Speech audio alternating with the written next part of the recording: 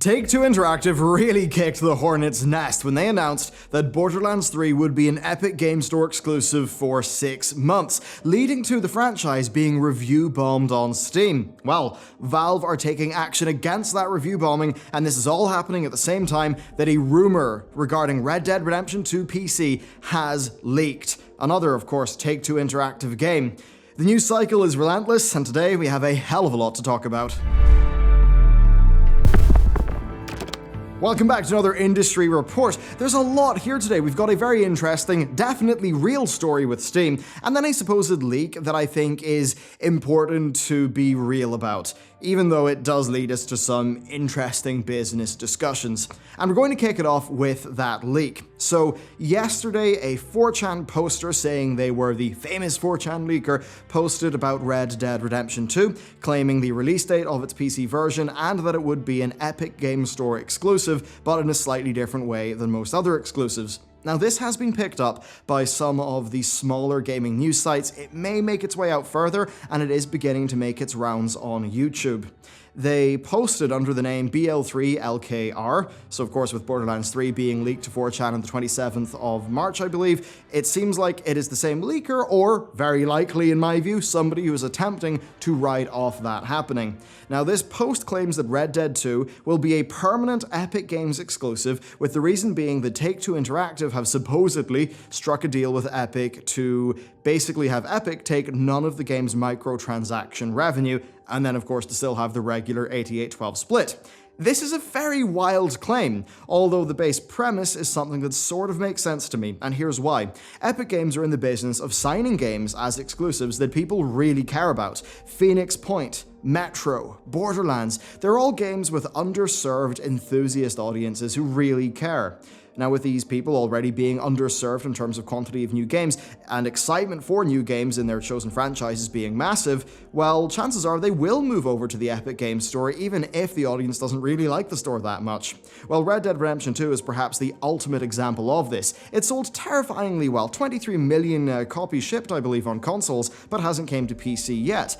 And it's also an extremely unique game. It's fair to say there's just about nothing else quite like it out there. So when I think about Epic's goals, I can't imagine a game that would be more in alignment with them. After all, what they want to do is to have people essentially break the seal on the Epic Games Store. Once somebody has the store installed, if a sale happens to be ran in the store, let's just say, then they'll likely just, be fine to get another game.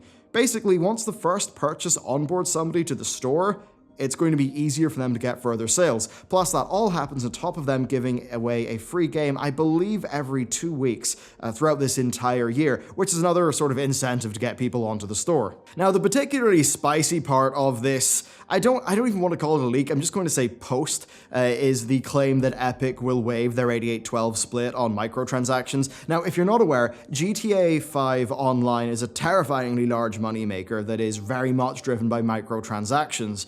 Well, on Steam, those microtransactions for the most amount of time were 30% split to Valve. That's probably down to 20% now because of the updated revenue split policy, but 20% is a hell of a lot more than 0%.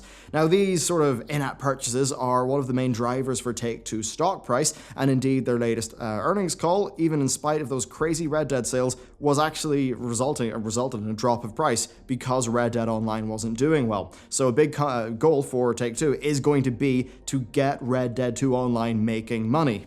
Which, you know what, is very much in line with what this, supposed leaker is saying. But you see, here's the thing, of course it is. And this is really the real point of this section of the video.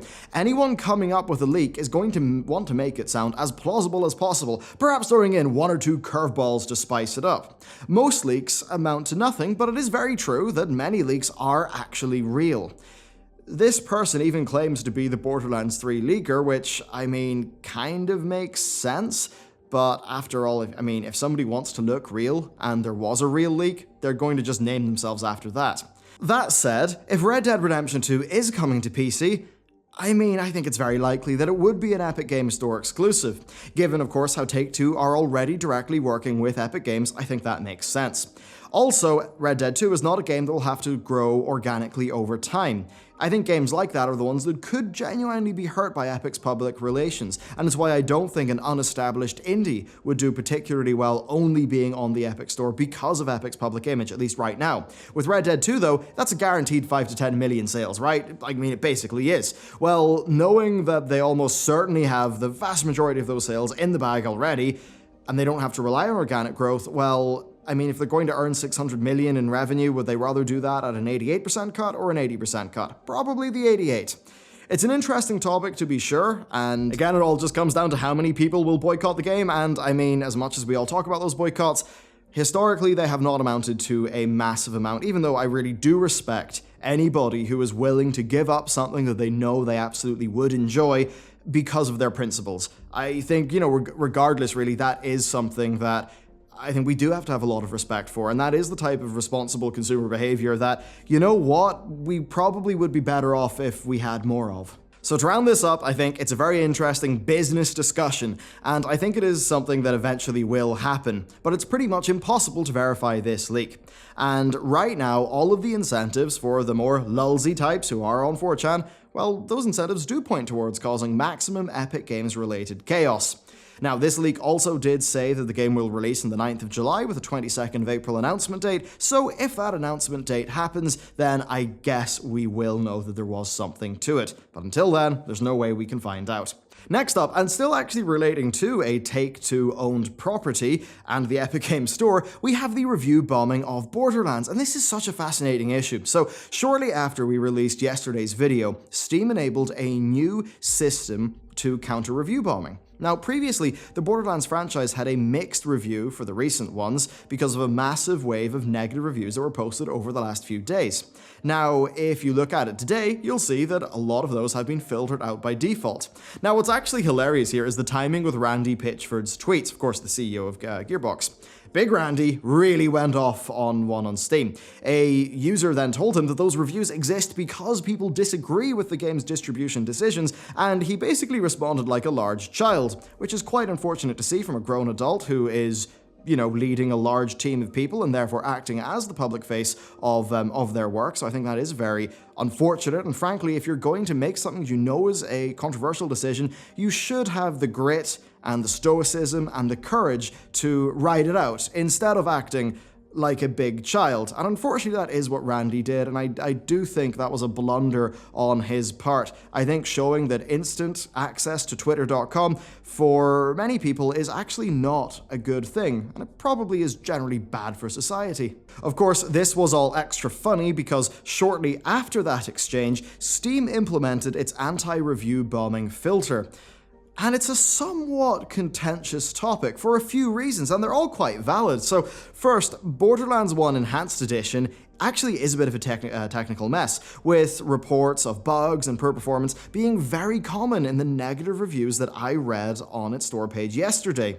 Many of those reviews had nothing to say about the Epic situation and were genuine negative reviews. Of course then, many were negative reviews that had nothing to do with the quality of Borderlands 1 Enhanced Edition. So, is it, in principle, okay to enable a filter for those reviews? And that's a tricky question, because it absolutely is Valve implementing more curation, which puts a lot more power in their hands. Being a storefront, their incentives may not always be aligned with consumers, and really that is the danger of having so many social and critical features being integrated into a storefront. Ultimately, the owners of that storefront might not always love what people say and do.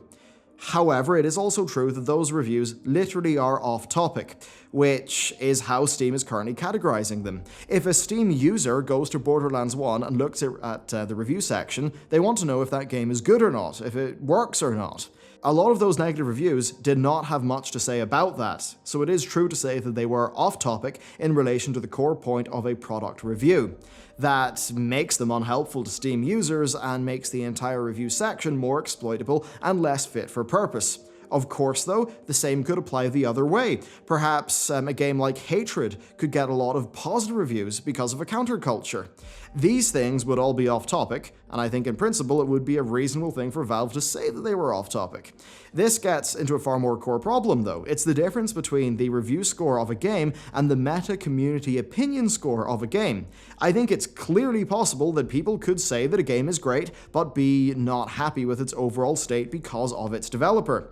If the only easily measurable way to really display that is the Steam review section, then yes, Steam reviews will be bombed, even if those reviews are not purely about the game. And this is an extremely challenging problem to solve, because if a meta review community opinion site existed, well, one could imagine that that would actually act as an incentive to create more mob behavior, which probably wouldn't be a good thing. So right now, I think Valve are probably doing the best that they can. I think that if you go to the review section of a game and then rate it badly because of something that I guess is off topic to the, GameName.exe that you will download. And while this may not be in line with what I think most of the people watching this video would say, I mean, let's flip it around. What if a game like Kingdom Come Deliverance was review bombed by people who dislike its lead developer, Daniel Varva? Well, would it be fair for Steam to not filter that review bomb out? You see, that's what's hard. I'm personally quite torn on the whole thing, and I'm also very concerned about false positives, because many negative reviews of Borderlands 1 Enhanced Edition were legitimate. Now, if they were caught up in this wave, then that absolutely is a problem, and that is a case where the storefront would be filtering out genuine negative reviews of a product, especially reviews that are negative about its technical nature. Technical nature isn't even an actual sentence, technical performance.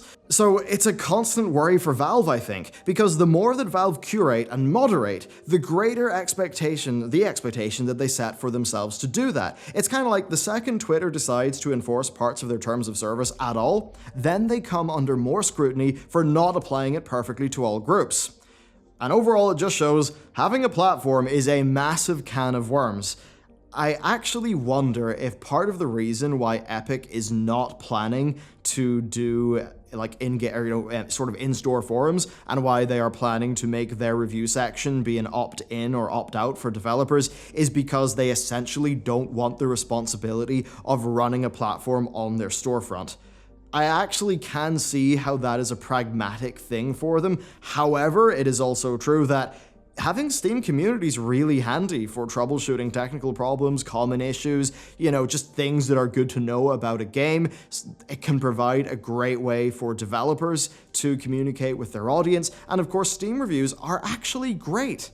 I mean, I find Steam reviews more useful than OpenCritic or Metacritic, because, I mean, there's just so many games like, say, Factorio. That's a great example of one. Like Factorio, or just the smaller indies where they're not going to get all of those big reviews.